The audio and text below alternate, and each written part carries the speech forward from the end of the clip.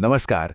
आज के इस विशेष विश्लेषण में हम हिंदी शब्दों को देखने का नजरिया पूरी तरह से बदलने वाले हैं। देखिए, अक्सर व्याकरण या ग्रामर के नियमों को याद करना थोड़ा कह सकते हैं कि उबाऊ या बोझिल लगता है ना? लेकिन क्या हो अगर हम इसे गणितीय समीकरण यानी मैथ के एक इक्वेशन की तरह समझें? आज का हमारा लक्ष्य बिल्कुल यही है। हम शब्दों को बहुत ही सरल और तार्किक हिस्सों में तोड़कर देखेंगे। इस तरीके से सीखना इतना आसान और प्रभावशाली हो जाता है कि आप हैरान रह जाएंगे। तो चलिए बिना किसी देरी के शुरू करते हैं। चीजों को बिल्कुल स्पष्ट रखने के लिए आज का एजेंडा बहुत ही सीधा है। पहले हम समझेंगे कि प्रत्यय आखिर है क्या। फिर हम स्वर प्रत्यय और व्यंजन प्रत्यय के नियमों को डिकोड करेंगे और अंत में देखेंगे कि कैसे ये जुड़कर एक बिल्कुल नया अर्थ बनाते हैं।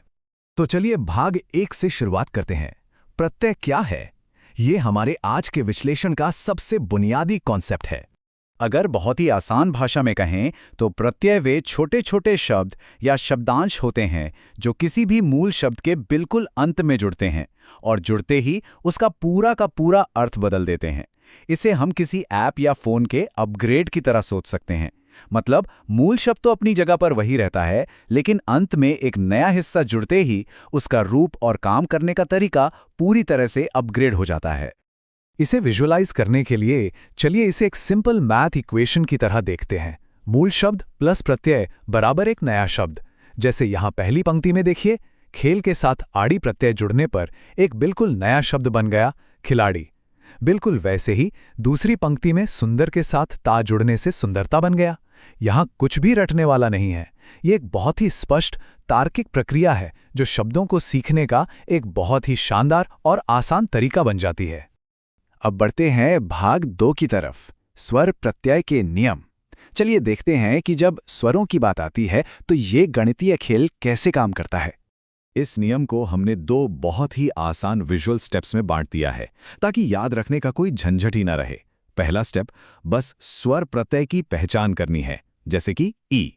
और दूसरा स्टेप, उस स्वर की जो भी मात्रा है उसे मूल शब्द के बिल्कुल आखिरी अक्षर पर लगा देना है। बस इतना ही। जब हम इसे इस तरह स्टेप बाय स्टेप देखते हैं तो कोई भी नया शब्द बनाना सच में एक बहुत ही तेज और मजेदार प्रक्रिया बन जाती है।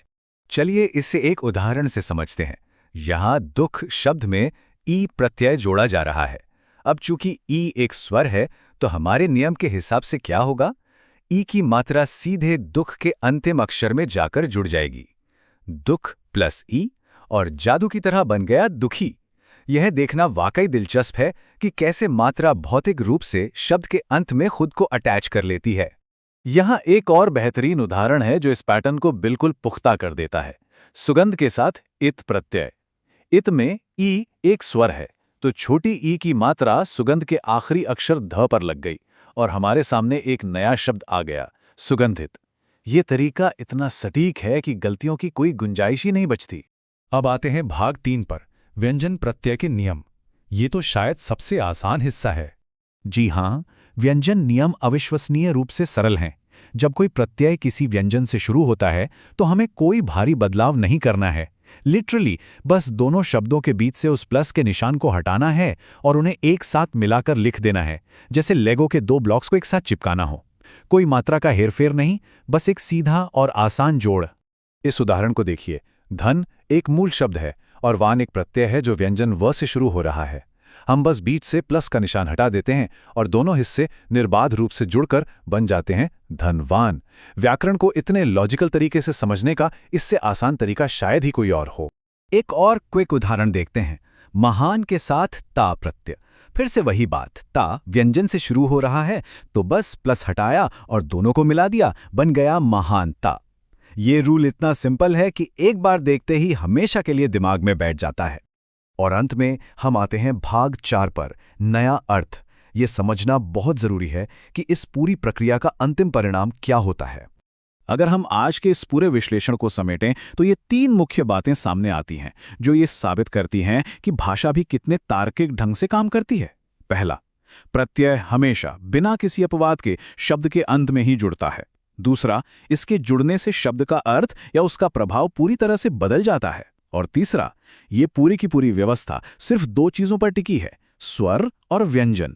इन छोटे छोटे ब्लॉक्स को समझकर नए नए शब्द बनाना एक बहुत ही आसान खेल बन जाता है। अब इस विश्लेषण को खत्म करने से पहले एक बहुत ही दिलचस्प सवाल पर विचार करते हैं। हमारे रोजमर्रा के इस्तेमाल होने वाले कितने शब्द गुप्त रूप से इन्हीं प्रत्यय फॉर्मूले से बने हैं? जरा सोचिए। हम सब एक तरह से भाषाई जासूस बन सकते हैं और अपने आसपास के शब्दों में इस छुपे हुए गणित को खोज सकते हैं। जब हम व्याकरण को सिर्फ रटने की बजाय तर्क और गणित की तरह देखने लगते हैं, तो भाषा की एक पूरी नई दुनिया हमारे सामने खुल जाती है। आज के इस विश्लेषण में बस इतना ही। शब्दों के इस खूबसूरत गणित को सराहते रहें और नई चीजें आसानी से सीखते रहें।